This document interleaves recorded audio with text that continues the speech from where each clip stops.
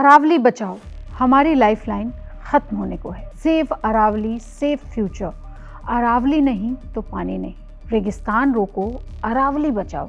ये सिर्फ नारे भर नहीं है, ये उन करोड़ों लोगों और सैकड़ों वन्य जीवों की आवाज़ है जिनकी जिंदगी पानी, हवा और हरियाली के लिए अरावली पर टिकी हुई है। आज अरावली खतरे में है और इसी खतरे ने देश भर में एक बड़ा सवाल खड़ा कर दिया है। दिल्ली में अरावली अब बस नाम भर को है। आज अगर आप दिल्ली के Lutyens zone, Jawaharlal Nehru university, Vasant Kunj, Mehrauli, Munirka, Dwarka और दक्षिणी दिल्ली के कुछ इलाकों को देखें, हाई प्रोफाइल इलाकों में को देखें, तो ये सभी जो है अरावली को काट कर ही बनाए गए। तो जान लीजिए ये सब अरावली की छाती चीर कर बनाए गए इलाके हैं। दिल्ली में अरावली बस अब निशान भर की रह गई है, लेकिन राजस्थान, हरियाणा और गुजरात में इसका कुछ अस्तित्व अब भी बचा हुआ है और राजस्थान में तो बहुत ज़्यादा अस्तित्व इसका बचा हुआ है। राजस्थान में लोग आज भी अरावली को जागृत पहाड़ मानते हैं। उनका मानना है कि हमारे यहाँ बारिश होती है तो अरावली की वजह से। अचानक सड़कों पर इतने सारे लोग क्यों उतर गए? अब ये सवाल बार बार लोगों के मन में आ रहा है कि अचानक सोशल मीडिया से लेकर राजस्थान, हरियाणा और दिल्ली के गुड़गांव के शहरों तक पर्यावरणविद हों, एक्टिविस्ट हों या फिर छात्र सड़कों पर क्यों उतरे हुए हैं। कांग्रेस, समाजवादी पार्टी समेत कई विपक्षी दल भी सुप्रीम कोर्ट का विरोध कर रहे हैं, सुप्रीम कोर्ट के फैसले का विरोध कर रहे हैं।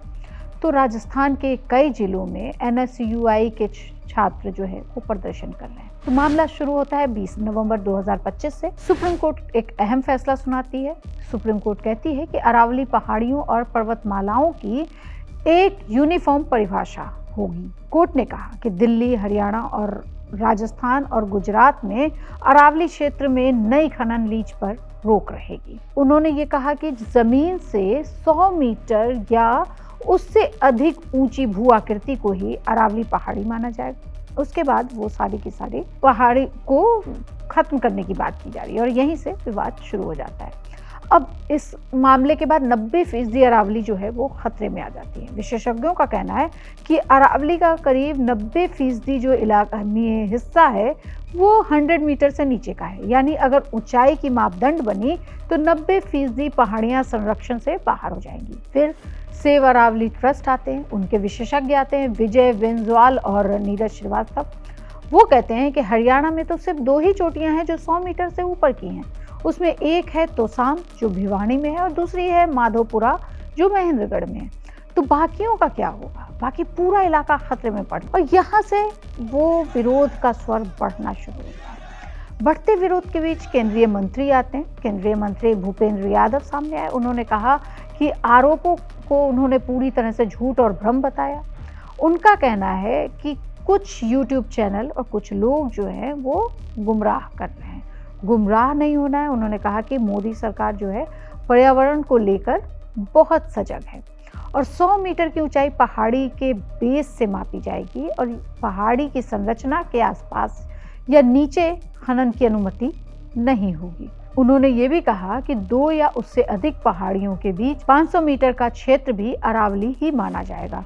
तो उन्होंने बार बार उन्होंने लोगों को समझाने की कोशिश की है कि ये जो परिभाषा है कि 90% से ज़्यादा अरावली संरक्षण में आएगी और खतरे में ये नहीं होगी। केंद्र सरकार बार बार ये कह रही है। दिल्ली, राजस्थान, हरियाणा और गुजरात 39 जिलों में सख्त खनन नियमों का समर्थन किया जा रहा है। उन्होंने यह भी बताया कि परिभाषा राजस्थान में 2006 से लागू है, लेकिन अब संरक्षण और मजबूत किया गया है। किसने बनाई ये रिपोर्ट और किसने गढ़ी ये परिभाषा अरावली को लेके? तो एक विशेषज्ञ की समिति बनी जिसने ये पूरी रिपोर्ट सुप्रीम कोर्ट को दी। इसमें शामिल थे भारतीय भूवैज्ञानिक सर्वेक्षण, सर्वे ऑफ इंडिया, भारतीय वन सर्वेक्षण और सुप्रीम कोर्ट की सेंट्रल एम्प्लॉय कमेटी। इन सभी ने मुल्क के अरावली के राज्यों के वन सचिव भी इसमें बैठे थे।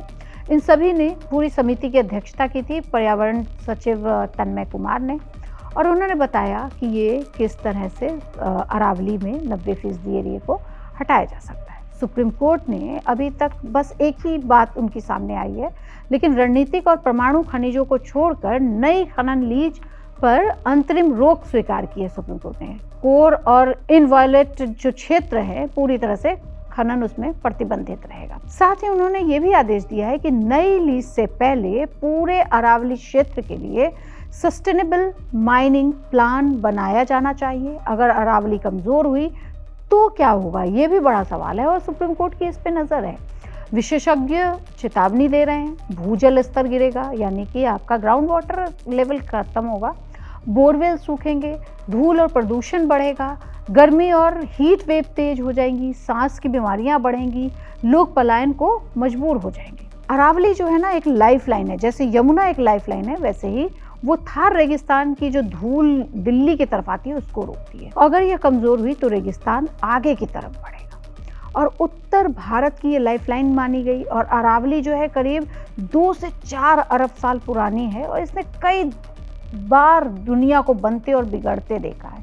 भारत की सबसे पुरानी पर्वतमाला है, 650 से लेके 700 किलोमीटर तक ये पूरी श्रृंखला फैली हुई है।